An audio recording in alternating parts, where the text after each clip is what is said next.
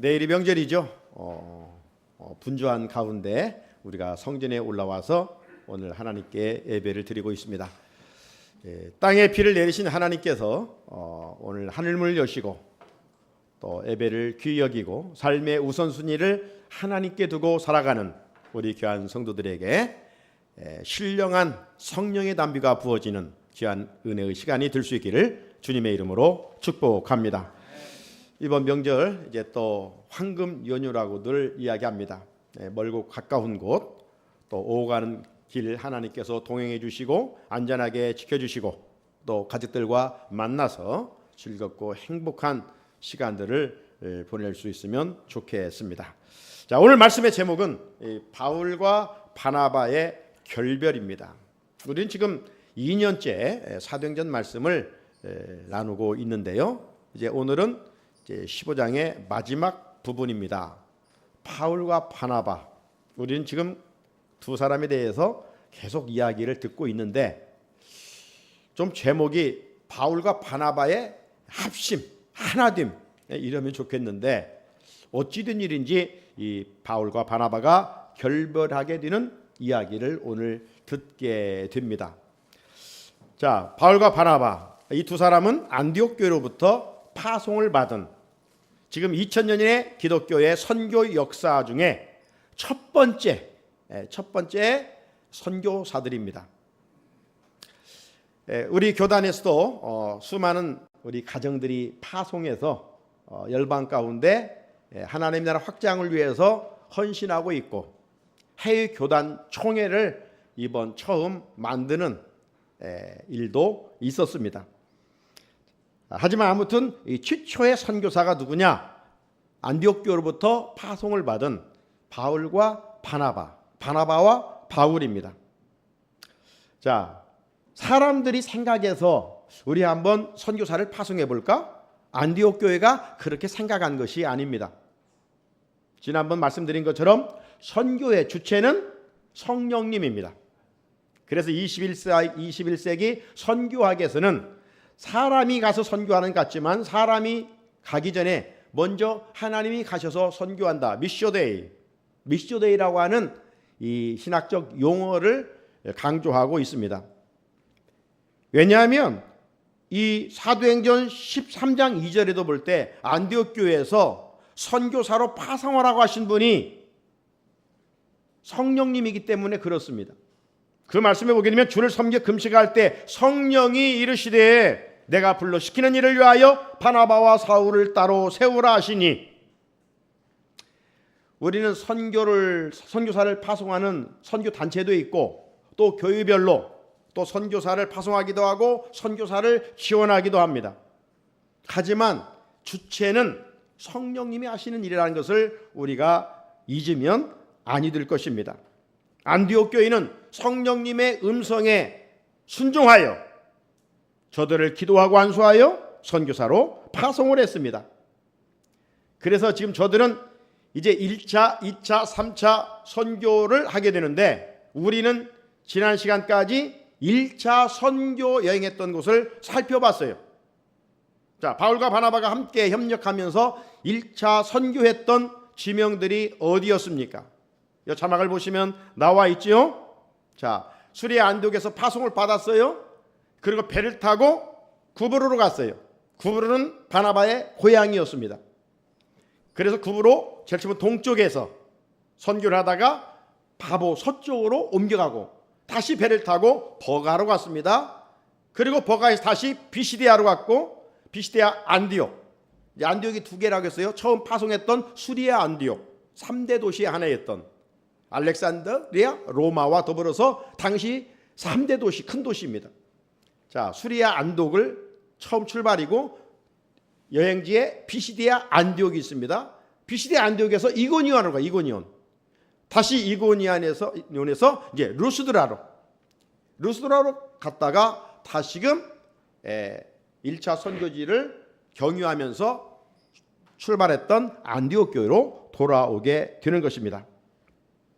안디옥 교회로 돌아온 바울과 바나바는 성도들을 다 불러 모아놓고 1차 선교 보고를 하게 됩니다. 그 보고의 핵심 내용이 뭐예요? 이방인들도 하나님께서 성령을 주셨고 이방인들도 구원을 허락하셨다. 우리가 생생하게 경험하고 왔다. 이런 이야기를 간증을 했어요. 자, 이런 가운데 우리가 살펴본 것처럼 예루살렘 교회의 이 바리새인들, 기독교인으로 들어왔지만 여전히 율법을 신봉하고 있었던 이 몇 사람이 안디옥 교회에 왔죠. 그래가지고 하는 얘기가 뭐였습니까? 아니야, 믿음 많은 거지 구원을 가질 수가 없어. 율법을 지켜야 되고 할례를 받아야 돼. 이것으로 인해서 이제 갑론을박 토론 이것이 있었잖아요. 해결이 되지 않았어요. 그래서 바울과 바나바 또 안디옥의 몇 사람과 더불어서 예루살렘 교회를 찾아가게 됩니다. 그래서 15장은 예루살렘의 총회가 진행되었고 예수님의 동생 야고보가 이제 의장이 되어서 베드로의 먼저 이야기를 듣고 바울과 바나바의 또 간증 이야기를 듣고 드디어 의장 야고보가 결정을 하지요. 자, 우리도 유대인이지만 율법 다 지키지 못하잖아. 율법을 지켜서는 구원을 얻을 수 없어. 하지만 우리가 이제 우상 멀리하고 음행 멀리하고 피를 마시지 말고 이런 것들을 이제 4가지 결정을 했지요. 이방인들로 하여금 금기사항 4가지만 지키도록 하고 이 4가지 금기사항은 뭐냐? 이제 하나님의 자녀다운 삶, 세상 사람들과는 구별된 삶, 이런 삶을 살아갈 수 있도록 그렇게 강조를 하게 된 것입니다.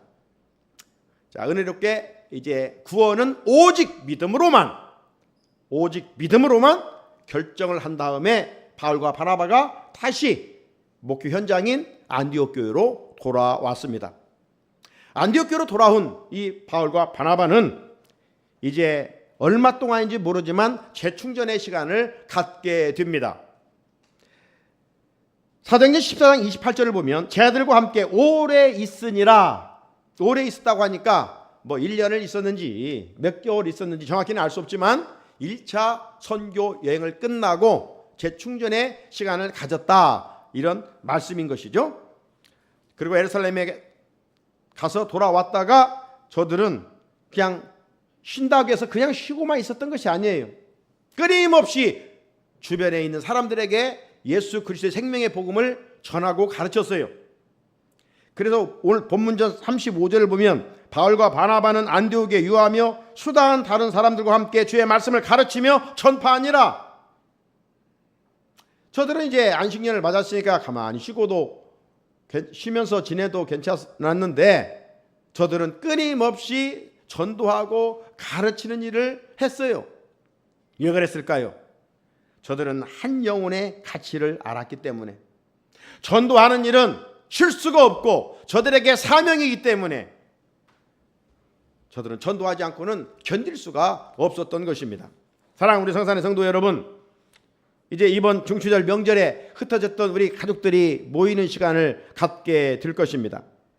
그냥 얼굴 보고 식사하고 끝나는 자리, 헤어지는 자리가 아니라 이번 기회에 좀 더 있을 때 우리 믿는 자들이 더 잘 섬기면서 믿지 않는 가족들에게 담대하게 복음을 전할 수 있는, 지금 당장 믿지 않을지라도 우리 함께 예수 믿자고 권면하고 전하고 증거하여 언젠가는 우리의 그 말 한마디가 저들에게 가슴을 때릴 때가 있을 거예요. 힘들 때 여러분이 외쳤던 예수 믿으라고 하는 그 한마디가 생각이 날 거예요. 낙심하지 말고 이번 명절에 모였을 때 믿지 않는 가족들, 우리 사랑하는 가족들이 예수 믿지 않으면 이 땅에서 잠깐 만나고 영원한 이별을 하게 됩니다. 우리 가족들과 함께 천국에서 영생 복락을 누리기 위해서는 우리 가족들이 모두 예수 믿어야 되지 않을까요?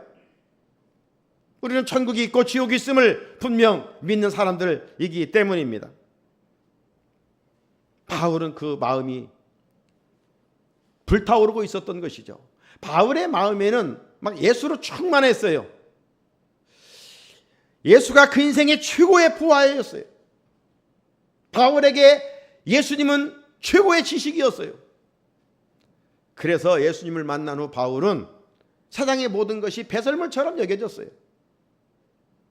빌립보서 3장 8절에 또한 모든 것을 해로 여김은 내 주 그리스도 예수라는 지식이 가장 고상하기 때문이라. 내가 그를 위하여 모든 것을 잃어버리고 배설물로 여김은 그리스도를 얻고.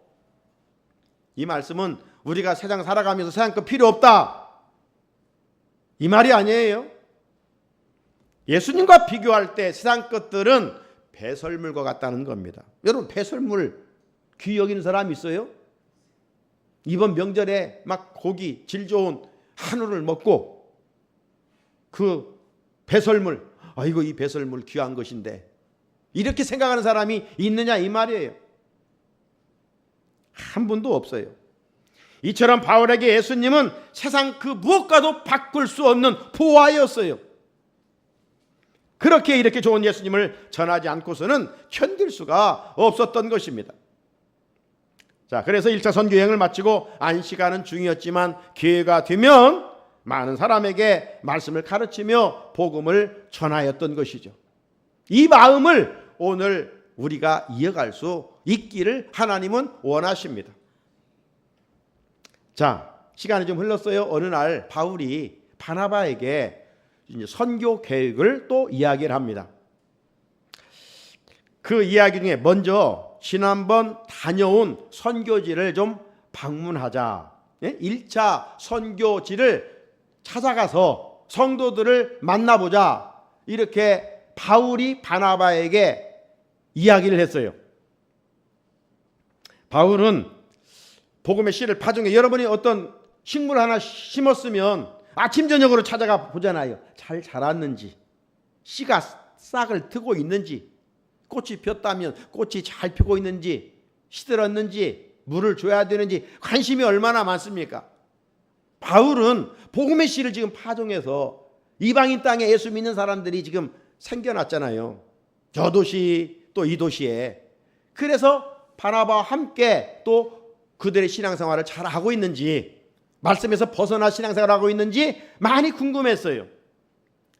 36절에 며칠 후에 바울이 바나바더러 말하되 우리가 주의 말씀을 전한 각 성으로 다시 가서 형제들이 어떠한가 방문하고자 하여.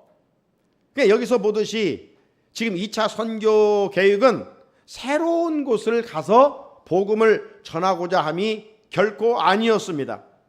1차 다녀왔던 곳을 재방문하고자 함이었어요. 이 방문에는 두 가지 목적이 있었습니다. 먼저는 안디옥 교회처럼 이방인의 구원 문제로 율법주의자들이 구원은 예수로만 믿는 것인데 자꾸 다른 것을 강요해가지고 이 구원관을 혼탁하게 하는 일이 없도록 미리 이제 너희들이 예루살렘 총회에서 정한 것만, 음행과 또 우상 숭배와 피를 멀리하고 목매은 것을 멀리함으로 이제 하나님의 백성의 구별된 삶을 살아가고 구원은 오직 예수 그리스도만 믿는다, 이걸 정리해 주기 위함이었고, 또 하나는 어머니의 마음으로 저들을 양육하기 위함이었던 것이죠. 여기서 우리는 바울이 얼마나 영혼을 사랑했던 사람인가를 알 수가 있어요. 여러분, 세상에 아이만 출산하고 나몰라라 하는 엄마가 있습니까? 그런 엄마는 한 사람도 없습니다. 아이를 낳고 이제 잘 자라갈 수 있도록 이제 돌보고 섬기는 것 아니겠어요? 그 돌보고 섬김으로 아이가 건강하게 자라갑니다. 바울의 마음도 그랬어요. 선도들을 양육에 지금 관심이 있는 거예요. 저들을 잘 자라게 해서 하나님의 교회의 좋은 일꾼들로 세워가야지, 이런 마음이 있어서 1차 선교지를 다시 찾아가서 그들을 만나고 가르치고 싶었던 것입니다. 자, 바울이 바나바에게 지금 이렇게 이야기합니다. 그러니까 바울의 말을 들은 바나바가 오케이, 좋다, 찬성을 했어요. 자, 그러면서 이제 바나바가 바울에게 이제 한 가지를 제안합니다. 바울에게 바나바가 한 가지 제안을 하는데 어떤 제안입니까? 37절. 바나바는 마가라 하는 요한도 데리고 가자 하나. 여러분, 마가 요한이 누구신지 기억하시죠? 이 마가 요한은 바나바의 조카입니다.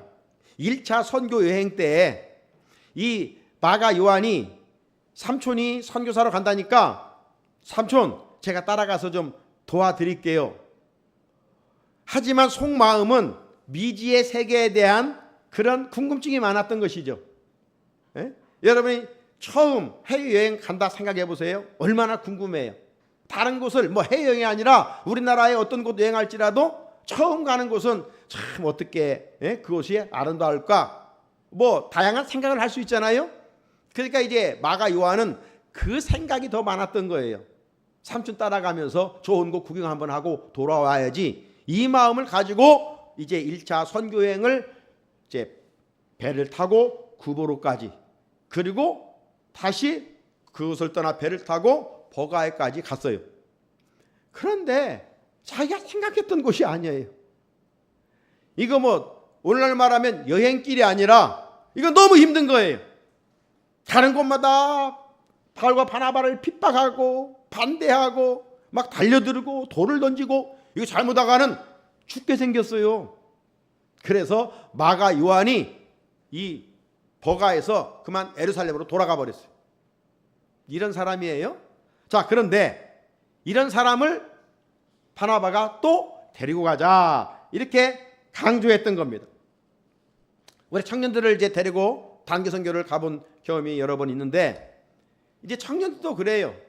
정말 기도로 준비하고 선교지를 위해 품고 기도한 청년들은 또 환경에 잘 적응하면서 한 영혼을 사랑하는 마음으로 잘 견뎌냅니다. 그런데 또 그 중에는 그냥 또 누구 시장 가니까 덩달아 간다고 하는 것처럼 준비도 없이 가게 됩니다. 마가 요한처럼 그 나라 좀 어떻게 해외여행 한번 하는 마음으로. 그런데 선교지가 얼마나 열악합니까? 정말 힘들어요. 선교사들이 뭐 도시 한복판에 가서 선교하는 것 아니거든요. 정말 깡통 같은 그런 오지에서 합니다. 다들 먹고 살기 힘든 곳에 가서. 그런 곳으로 이제 아우리치를 가는 거요. 단기 선교를 가는 것입니다. 그런데 우리는 어떻습니까? 지금 환경이. 그래도 참 수돗물만 틀면 따뜻한 물, 찬물 다 나오죠. 에어컨, 히터 이렇게 다 나오잖아요. 그런데 그런 데 가면 그런 시설이 없잖아요. 우리는 좋은 시설 누리다가 좋은 문화 혜택 누리다가 그냥 전혀 아닌 곳에 가서 복음을 전한다고 하지만 너무 힘든 거예요. 마실 것, 먹을 것, 잠잘 것 마땅하지 않아요. 그렇기 때문에 선교지 환경만 바라보면 이 마가 요한처럼 아이고 괜히 왔네. 그냥 갈 수만 있으면 혼자 비행기 타고 집으로 가고 싶은 마음이 있는 거예요. 자, 그런 환경 속에서 단기 선교를 잘 마치려면 먼저 그러니까 환경에 잘 적응을 해야 돼요. 그래 처음에는 대부분 힘들어 불평하다가도 좀 지내다 보면 저들의 영혼을 불쌍히 여기게 되고 남은 시간 정말 헌신하면서 지내다가 옵니다. 그리고 아우리치 가면 대부분 다 은혜 받고 와요. 도전 받고 와요. 내가 얼마나 행복하게 살고 있는가를 알고 저들이 얼마나 불쌍한가 느껴져요. 그래 대부분 한번 단기 선교 갔다 온 젊은이들은 그 은혜 또 기억하고 다음에 그런 기회가 있으면 또 여름 휴가를 반납하고 여름 휴가 대신 그런 선교지를 선택해서 또 가서 또 봉사하는 것을 보게 되는 것입니다. 하나님 나라를 위해서 헌신하고 수고하는 것이죠. 우리는 열방에 보냄을 받은 선교사는 아닐지라도 보내는 선교사로서의 한 부분을 잘 감당할 수 있어야 됩니다. 그런 의미에서 우리가 매월 드리는 선교비는 이런 이방 선교를 위해서 귀하게 사용되고 있습니다. 자, 바울의 2차 전도 여행의 의견에 바나바가 지금 동의를 했어요. 그런데 바울은 바나바가 생질, 마가, 요한을 데리고 가자 한 의견에는 노 땡큐 거절했어요. 동의하지 않았어요. 38절에 바울은 밤빌리아에서 자기들을 떠나 함께 일하러 가지 아니한 자를 데리고 가는 것이 옳지 않다 하여. 그냥 바울은 1차 전도 여행 때 이 마가 요한이 힘들다고 떠났을 때 마음에 큰 상처를 받았던 것 같아요. 어떻게 힘들다고 떠날 수 있느냐. 힘들어도 우리 곁에서 좀 끝까지 도와주고 그래야지. 어찌 떠나. 그런 마인드를 가진 자를 또 데리고 가자고? 데려갈 수가 없어. 이러면서 이제 바울과 바나바가 얼굴을 붉히면서 이 문제로 다투게 되었어요. 39절입니다. 서로 심히 다투어 피차 갈라서니 바나바는 마가를 데리고 배 타고 구부로로 가고. 여러분, 이런 장면들을 보면 언뜻 생각해 보면 바울의 태도가 좀 마음에 들지 않기도 해요. 그렇잖아요? 좀 데리고 가자 하면 또 데리고 갔으면 좋았을 텐데 왜 이렇게 용서하지 않고 고집을 바울이 부리고 있는가, 이런 생각을 가져봅니다. 여러분, 한편 또 생각해 보면 바울이 있기까지 하나님의 전적인 은혜가 있었지만 인간의 시선으로 보면 누구의 가장 큰 은혜를 입었느냐? 바로 바나바입니다. 바나바가 없었으면 바울이 그런 인물이 됐을까? 이럴 정도입니다. 왜냐하면 바울이 다메섹 도상에서 부활하신 예수를 만났잖아요. 예수를 만나고 변화가 됐어요. 이제 하나님의 사람으로 새 사람이 되었어요. 그러자마자 이 바울이 예루살렘의 교회에 가서 제자들을 만나고 됐습니다. 그래서 제자를 만나러 갔는데 제자들이 만나주지 않는 거예요. 왜냐하면 바울이 전에 사울이었잖아요. 사울만 생각하면, 우리나라 초창기에 북한에 평양에 누가 있었냐면 김익두 깡패가 있었습니다. 김익두 무서운 깡패. 그러니까 사람들이 시장을 가기 전에 성황당에서 돌 쏴놓고 빌었다고 하잖아요. 오늘 김익두 만나지 않게 해주십시오. 얼마나 무서운 소문난 깡패였는지. 그런데 김익두가 변화되어서 예수 믿고 우리나라 최초의 7사람의 목사가 되었어요. 이게 하나님이 하시는 일이에요. 사람의 눈으로 보면 저 나쁜 놈 이렇게 평가할 수 있지만 사울도 마찬가지예요. 당시 사울하면 아주 잔인한 사람이, 막 사람들 돌 던지고 잡아 옥에 가두고 죽이는 일에 박수치고 이런 사람입니다. 이런 사람이 변화되었다고?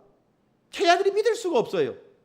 그렇게 믿을 수 없는 사이에 바나바가 등장해서 아니야, 정말 바나바가 부활하신 예수를 만나고 변화되었어. 그래서 제자 공동체와 연결시켜준 사람이 바나바예요. 그 한 가지 생각만 해도 바나바가 이렇게 하자 저렇게 하자 하면 그렇게 하자 이렇게 했어야 바울이 정상입니다. 근데 바울은 거절했어요. 또 하나, 이제 바나바는 안디옥 교회의 목회자입니다.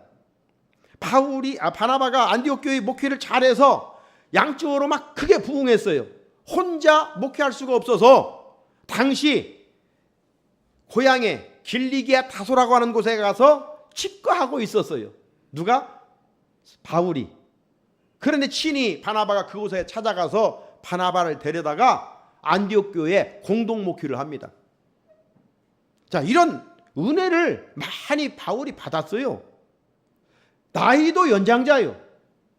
그러면 바나바가 이렇게 하자면 얼마든지 그렇게 합시다 라고 대답할 수 있는 상황인데 오늘 바울은 아주 냉정하게 거절하고 말았습니다.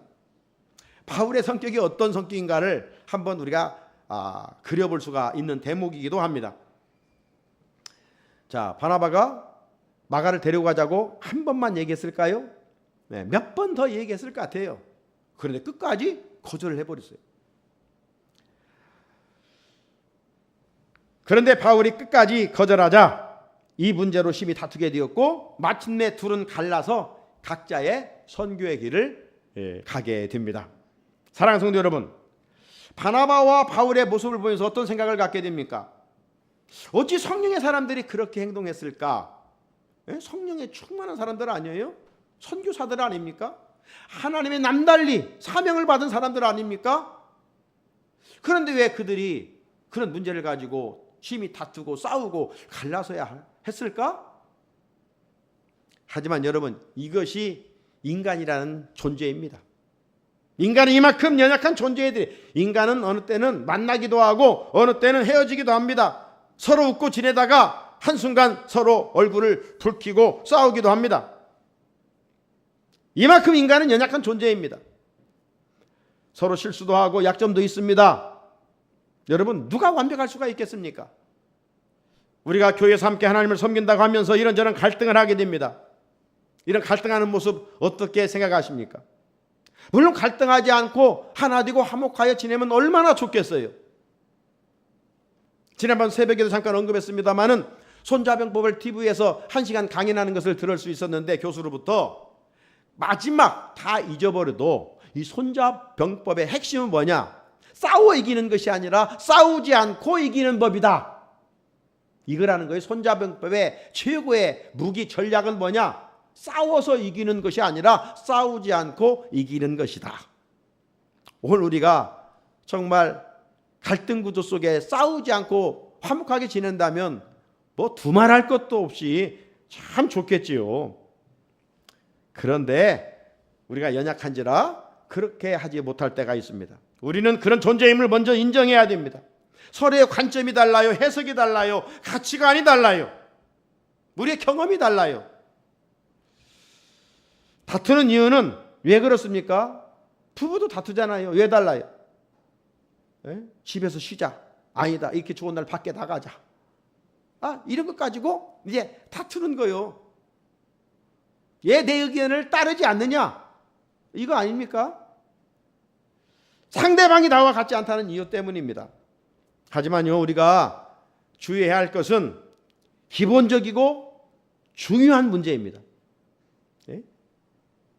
그것이 사탄의 공격에 의한 본질적인 문제냐, 아니면 지엽적인 문제냐, 어떤 생각의 차이냐, 문화의 차이냐, 해석의 차이냐, 본질적인 문제면 이건 심각합니다.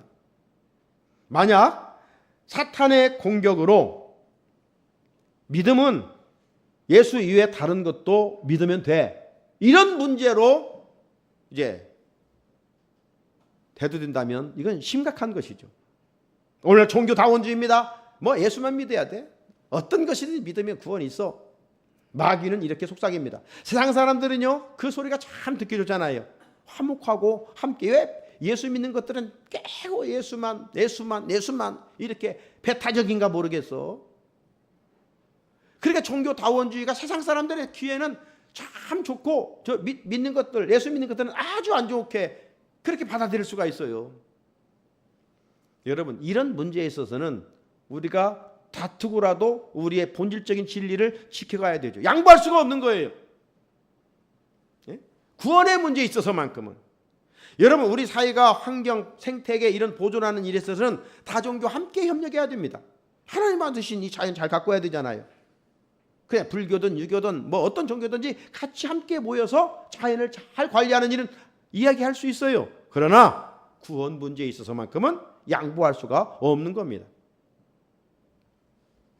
만약 믿음은 다른 것으로도 구원을 얻을 수 있다, 이것은 사탄의 무서운 공격입니다. 하지만 서로 중요하다고 생각하는 것이 달라서 다투는 일은 공동체 안에서 우리가 얼마든지 있을 수 있는 일이라고 하는 것이죠. 오늘 바울과 바나바가 왜 다툽니까? 하나님 때문에 다툽니까? 구원 문제 때문에 다투는 것입니까? 아닙니다. 사람 누구를 데리고 가느냐, 이 문제로 다툰 거예요. 오늘 제가 파란 넥타이를 샜는데 파란 넥타이를 찰 수도 있고 빨간 넥타이를 찰 수도 있는 거예요. 나는 빨간색을 좋아할 수도 있고 다른 사람은 파란 색을 좋아할 수도 있는 거예요. 여러분, 여당도 나라 사랑, 야당도 나라 사랑 하잖아요. 네. 그러니까 우리는 다르다고 관점을 가지고 접근할 때 화목할 수가 있어요. 양보할 수도 있고 이해할 수도 있어요. 그런데 왜 너는 빨간색을 안 차? 왜 너는 파란색만 차? 이제 틀렸다고 생각하니까 이게 싸움이 되는 거예요. 네? 우리는 늘 그런 거 아닙니까? 왜 너는 나와 동일하게 행동하지 않느냐? 야도 있고 여도 있어야 돼요. 그런데 여야가 마음을 아파요. 나라를 세워가야 되는데 왜 싸움만 하고 있는 거예요? 왜 우리의 의견에 동조하지 않느냐?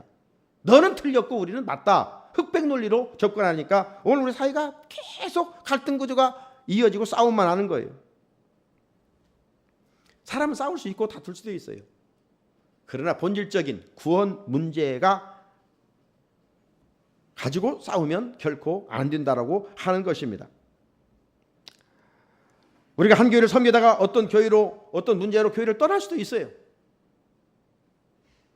구원 문제가 아닌 다른 것으로 떠나면 괜찮지만 다른 교회 가서 더 열심히 신앙생활 수도 있잖아요. 그런데 문제는 뭐예요?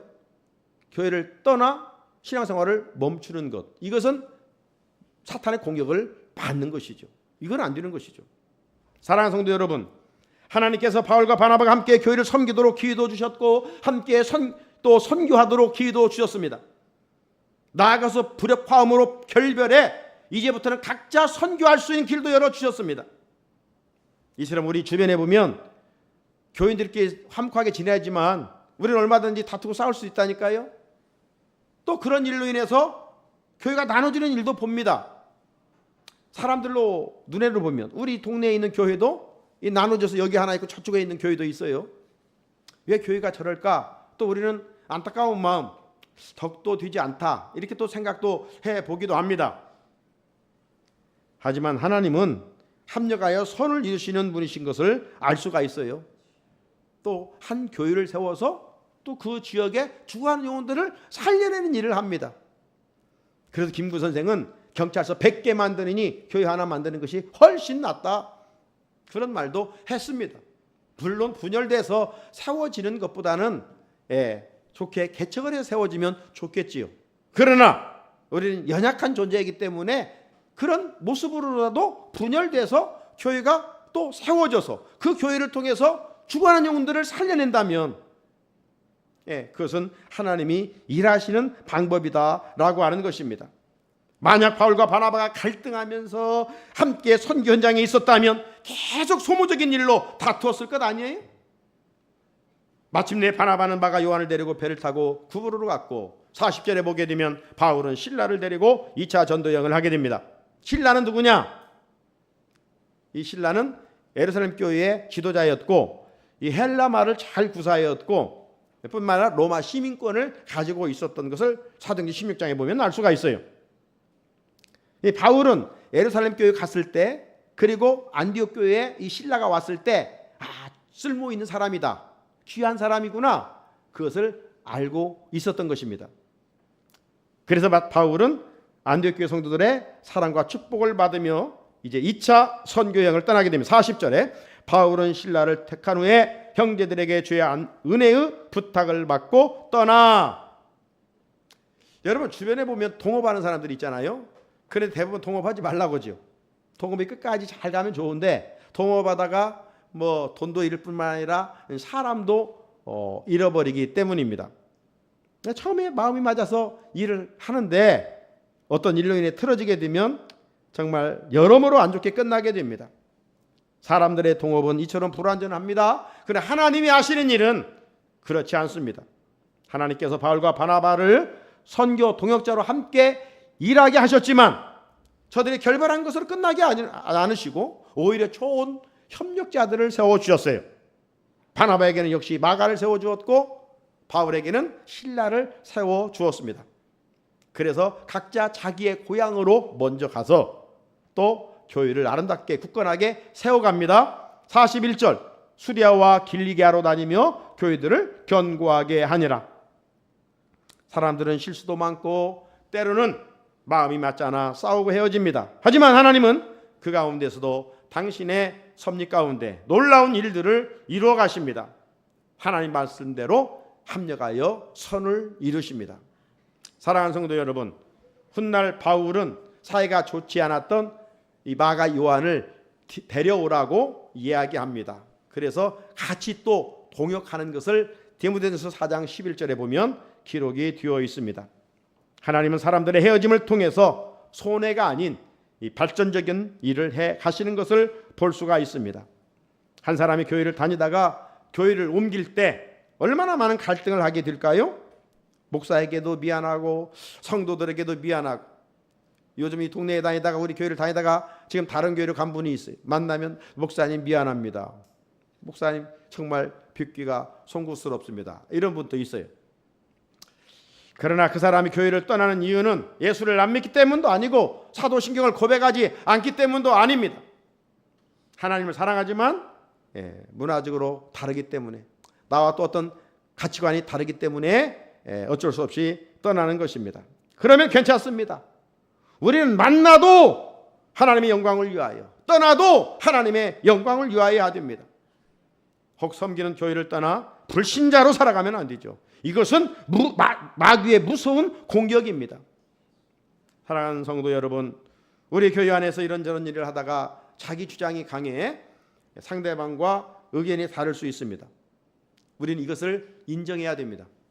하지만 그 일로 마귀가 틈을 타게 하면 안 됩니다. 상대방이 나와 맞지 않는다고 무관심하거나 하는 일을 의도적으로 방해하면 안 됩니다. 서로 용납하려는 마음을 가져야 합니다. 내 짧은 안목으로 상대방을 판단하지 말고 믿음의 눈으로 바라보면서 하나님이 하시는 놀라운 일을 보게 될 것입니다. 하나님은 바울과 바나바의 결별을 통해 결과적으로 선교단체를 2개를 만들었어요. 하나님의 마음과 소원은 어떤 일을 통해서든지 어떤 사람을 통해서든지 하나님의 나라가 세워져 가기를 원하십니다. 오늘 말씀 듣는 우리를 통해서, 우리 교회를 통해서, 이 지역의 교회들을 통해서 하나님은 하나님의 나라를 세워가기를 원하시고, 이 또 추석 명절을 맞아 우리가 함께 가족들이 모였을 때 믿지 않는 가족들에게 복음을 전할 수 있는 그런 교회가 되기를 하나님은 원하십니다. 언제 어디든지 복음의 나팔수로 존귀하게 쓰임받는 우리 성산의 성도들이 되시기를 주님의 이름으로 축복합니다. 하나님 아버지 감사합니다.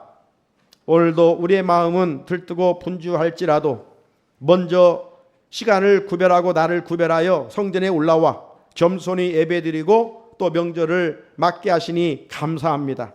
하나님, 우리는 파송받은 하나님 나라의 대사들이요 선교사들입니다. 거룩한 품위를 가지고 예수 그리스도를 전하는 일에 우리 교회와 우리 각 사람을 바울과 바나바처럼 사용하여 주옵소서. 저들에게 때로 좋은 동역자를 세워주신 것처럼 우리에게도 복음의 일을 할 수 있는 좋은 동역자들을 세워주셔서 어디를 가든지 하나님의 나라를 세워갈 수 있는 신실한 주의 종들이 되게 하옵소서. 예수님의 이름으로 기도드립니다. 아멘. 찬송가 499장 부르시면서 준비하신 예물 감사함으로 드립니다.